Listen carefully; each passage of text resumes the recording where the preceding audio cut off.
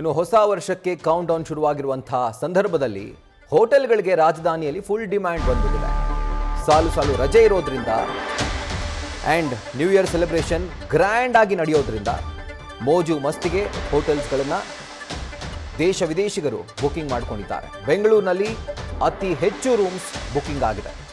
ಸುಮಾರು 1000ಕ್ಕೂ ಹೆಚ್ಚು ಹೋಟೆಲ್ಗಳು ಹೊಸ ವರ್ಷಕ್ಕೆ ರೆಡಿಯಾಗಿದ್ದಾವೆ. 80% ಬುಕಿಂಗ್ ಕಂಪ್ಲೀಟ್ ಆಗಿದೆ. 20% ಮಾತ್ರ ರಾಜಧಾನಿಯ ಹೋಟೆಲ್ಗಳಲ್ಲಿ ಬುಕಿಂಗ್ಸ್ ಬಾಕಿ ಇರುವಂಥದ್ದು.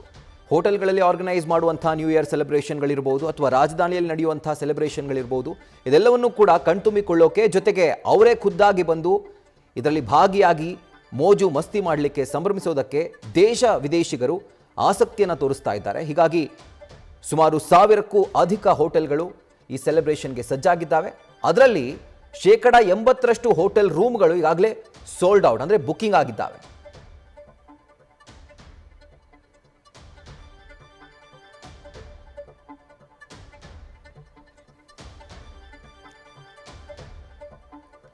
ಇಡೀ ದೇಶದಲ್ಲಿ ತುಂಬ ಗ್ರ್ಯಾಂಡ್ ಆಗಿ ನ್ಯೂ ಇಯರನ್ನು ಸೆಲೆಬ್ರೇಟ್ ಮಾಡುವಂಥದ್ದು ಕೆಲವು ನಗರಗಳಲ್ಲಿ, ಅದರಲ್ಲಿ ಬೆಂಗಳೂರು ಕೂಡ ಪ್ರಮುಖವಾದಂಥ ನಗರ. ಸೊ ಈಗ ಬೆಂಗಳೂರಿನ ನ್ಯೂ ಇಯರ್ ಸೆಲೆಬ್ರೇಷನನ್ನು ಕಣ್ತುಂಬಿಕೊಳ್ಳೋಕೆ ದೇಶ ವಿದೇಶಿಗರು ಉತ್ಸುಕರಾಗಿದ್ದಾರೆ. ಆ್ಯಂಡ್ ಈಗಾಗಲೇ ಬೆಂಗಳೂರಿನ ಹೋಟೆಲ್ಗಳು 80% ಬುಕಿಂಗ್ ಆಗಿದ್ದಾವೆ.